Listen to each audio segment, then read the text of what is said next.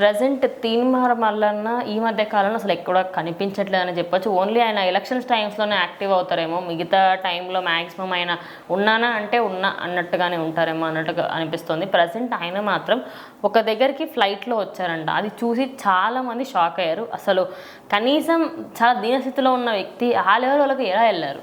So ఖచ్చితంగా ఏ స్థితి అంటే ఇప్పుడు ఒకప్పుడు ఒక పని చేస్తూ ఆయన ఎట్లయితే రిపోర్టర్గానో ఏదో పనిచేస్తూ వాళ్ళ తోటి ఎంప్లాయీస్ని ఛాయ్ పైసలు తీసుకునే రేంజ్లో నుంచి ఈరోజు ఫ్లైట్ ఎక్కి మీటింగ్కి వచ్చే రేంజ్కి ఎదిగాడు అంటే నిజంగా అది మరి మనం గ్రేట్ అని చెప్పుకోవాలా, లేకపోతే అక్రమంగా సంపాదించాడని చెప్పుకోవాలా, అది ఎవరికి అర్థం కావట్లేదు. ఎందుకంటే ఇప్పుడు ఆయన ఫ్లైట్లో రావడం పట్ల మొత్తం యావత్ తెలంగాణ అంతా అది ఏమనాలో కూడా అర్థం కాని పరిస్థితిలో ఉన్నారు. ఎందుకంటే ఇది ఖచ్చితంగా ఇంత తొందరగా ఇంత ఎట్లా సంపాదించాడు, పార్టీ వచ్చి సంవత్సరం అవుతుండగానే ఫ్లైట్ ఎక్కే రేంజ్లో సంపాదించేసాడా, అంత కాంగ్రెస్ పార్టీలోకి వెళ్ళినాక అంత బాగా డబ్బులు ముడుతున్నాయా అని చెప్పి అందరూ కూడా ఇది అంటున్నారు అనమాట. సో ఆబ్వియస్లీ ఎవరన్నా కానీ పార్టీల్లో పొలిటికల్లో తిరుగుతున్నారు అంటే డబ్బులు వస్తాయని తిరుగుతారు ఖచ్చితంగా. సో ఇప్పుడు దాని ఏమీ ఆశించకుండా ఊరికే గాంధీ మహాత్ముడిలాగా పార్టీలో ఉండి ఏదో సేవ చేస్తాననే వాళ్ళు 99% ఉండరు ఖచ్చితంగా. సో ఈవెన్ లీడర్ దగ్గర నుంచి లాస్ట్ కార్యకర్త దాకా అందరికీ ఫస్ట్ పాయింట్ ఏంటంటే డబ్బు ఎట్లా వస్తుంది, మన పార్టీలో ఏం చేస్తే మనకు డబ్బు రొటేషన్ అవుతుంది, డబ్బును మనం ఎట్లా సంపాదించాలి, ఈజీ వేలో ఎట్లా సంపాదించాలి, ఏ నాయకుడిని అడ్డం పెట్టుకుని సంపాదించాలి, ఇన్ని థాట్స్తో పార్టీలోకి వెళ్తారనమాట. సో మరి ఈయన కూడా ఏదో నిజాలన్నీ నిర్భయంగా చెప్తాడు అనేటట్టు పని అయితే మొదలుపెట్టాడు. తర్వాత అటు ఇటు చూశాడు, ఏమీ దొరకలా.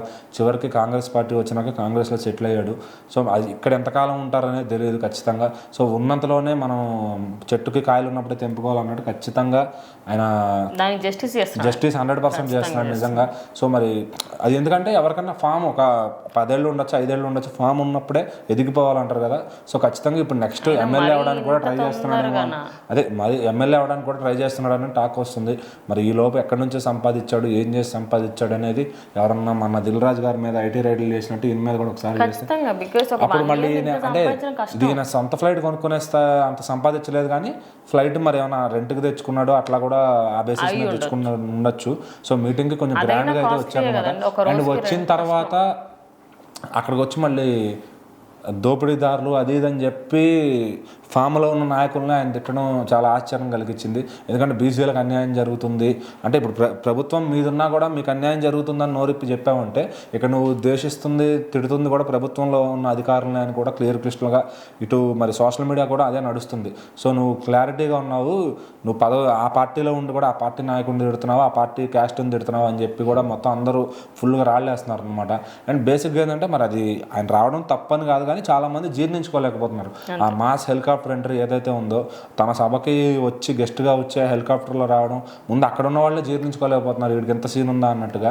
సో మరి నెక్స్ట్ మనం చూస్తూ ఉంటే 5 ఏళ్లలో ఎమ్మెల్యే ఎంపీ ఆ స్థాయికి కూడా పోతాడేమో. మరి ఇంకెక్కడ దాకా వెళ్ళి ఆగుతాడు, ఎదుగుదలకి ఫుల్ స్టాప్లు ఉండవు అనేది ఏదో సినిమాలో మహేష్ బాబు గారు చెప్తారు. సో ఆ విధంగా ఖచ్చితంగా ఈయన ఎక్కడ దాకా వెళ్తాడో మరి అక్కడ ఉన్న వాళ్ళకే కాదు మొత్తం యావత్ రాజకీయ నాయకులందరికీ కూడా ఒక టెన్షన్ పట్టుకుందనే చెప్పాలి. మరి చూద్దాం తీన్మార్ మల్లన్న ప్రయాణం ఏడదాకా ఉంటుందో, ఎక్కడ ఆగుతాడని.